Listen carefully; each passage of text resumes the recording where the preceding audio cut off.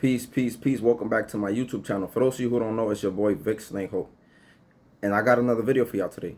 And this video is a very important video because I am going to be covering trauma briefly. I'm just going to give y'all a little brief scope and y'all could go out there and do your own homework. And before you think this doesn't apply to you, I encourage you to think otherwise and just give me a second. This is very important, especially for black people here in America. Now, there's two types of trauma, and they're both still similarly related. One is the physiological and psychological response to an illness, or injury, pain, etc., right? It's more like in a sense of a physical injury, right? And it's your response to that. The other trauma, the one that I really want to delve into, is an emotional response to a tragic event, such like a accident, a natural disaster, a calamity, rape, etc. Slavery is a disaster, right? It's a calamity. So I want to touch upon the different types of trauma, right, that black people in America have suffered from.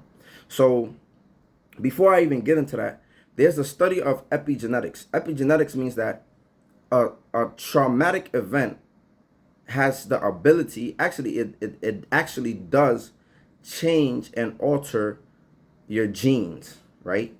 It alters your genes, and it alters the way that your genes read your DNA structure.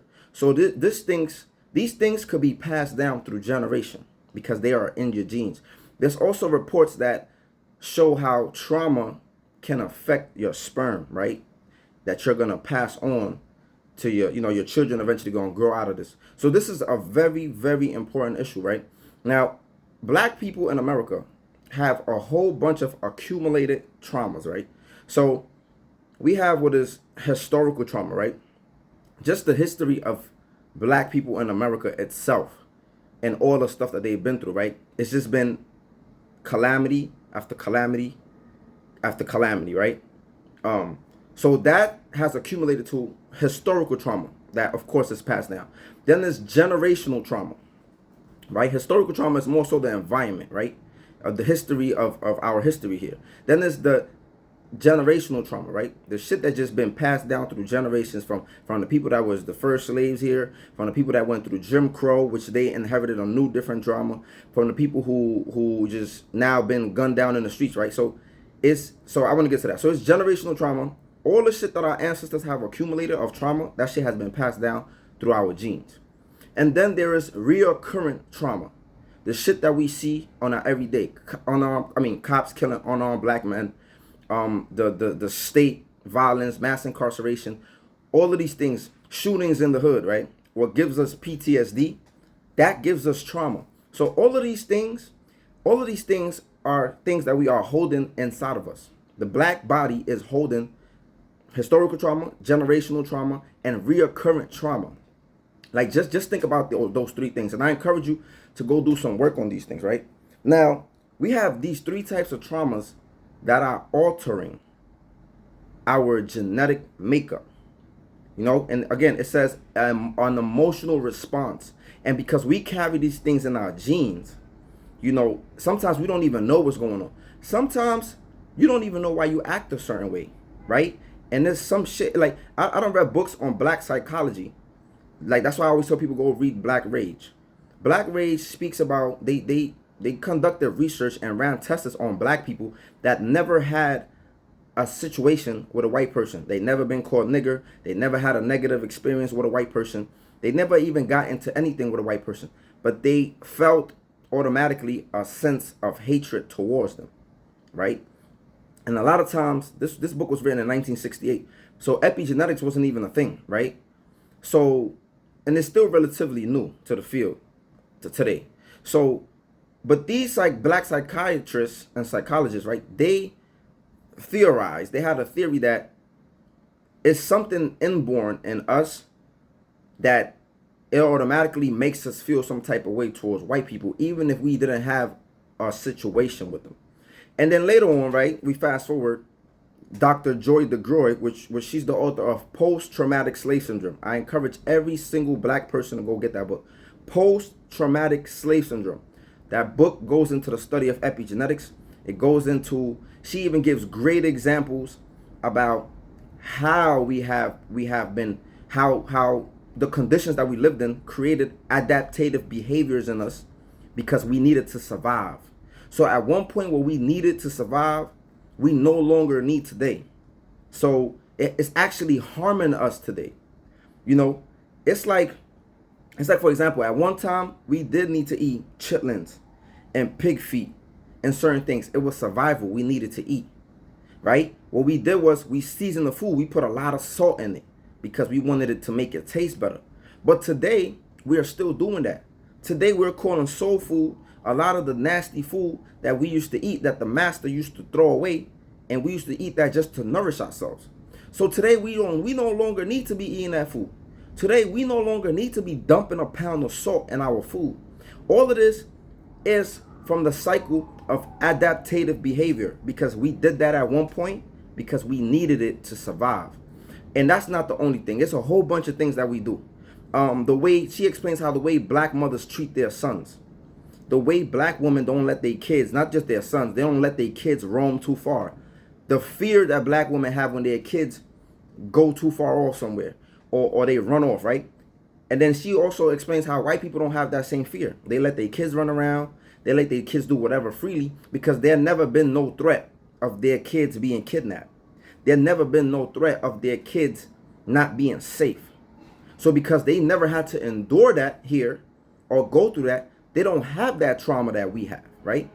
So I just wanted to touch upon that. So it's a whole reason why our behaviors, why we do certain things, why we move a certain way, why we raise our kids a certain way, why our relationships are a certain way, why our man is a certain way, why our woman is a certain way. All of those things is connected to trauma. Even if you yourself didn't necessarily go through something specifically, you already carry the genes. This is why a lot of times it's important to talk to your parents about the shit that they've been through. Our parents hold a lot of shit in. They don't tell us about certain things. And our parents damn sure ain't doing no trauma work. A lot of them. I'm not saying all of them, but a lot of them, they're not reading into this. They was just worrying about surviving, making sure you was good, and pushing on. But if we want to be the people, we talk about a lot of times breaking generational curses. And I got good news, because epigenetics, in a study of epigenetics, right, you can reverse the effects that you have had on you. But you need to be able to identify the behaviors, and then you need to do the work. You need to, whether it's therapy, whether it's learning about, okay, this is why I'm doing this, and trying to break away from it. You can do the work to reverse these things. But we have to know what the hell is going on with us in order to do the work. So this is why, again, I study mental health. And I studied it more for myself and to understand my people, because I wanted to help in a certain way. I already knew learning from Malcolm X and reading from certain people. Mainly Malcolm X, because Malcolm X changed his whole mindset. It was about mindset. And I always tell y'all the 5 things that he said, the 5 tips to change yourself. I tell y'all all the time. So the way he was able to change his mind, it was the religion, but he also understood, I got to change my mindset. I got to change my thought pattern, and in order to change all those things, the philosophy, you got to change the philosophy, and your thought pattern will change. And then after the thought pattern, your attitude, and then your behavior, and then your action. You have to understand why you do the things that you do. You have to understand why do you have an emotional response to a lot of things. You have to understand. And then we have reoccurring PTSD, right? From living in the hood, from hearing gunshots. Hearing gunshots and sirens, there's a research done that every time black people hear sirens, even if they're not doing anything, they feel apprehensive. That's a trauma response. That's an emotional trauma response. Not liking the police, even though they ain't do nothing to you, or you ain't have no problem with them, is a trauma response. A lot of things is a trauma response. So the violence that we carry out towards one another, that we witness the white man carry now against us, is a replicated behavior. It's a trauma response. You understand what I'm saying? A lot of these gangs that started out and they was oppressed and they was small groups, and then when they got big, they started doing the same shit that was done to them. It's a trauma response. A lot of these dudes, they're not tough. They're not gangster. They are traumatized. It's a trauma response. A lot of dudes pick up guns in the hood as a trauma response. Yo, it's trauma and everything, man. It's deep.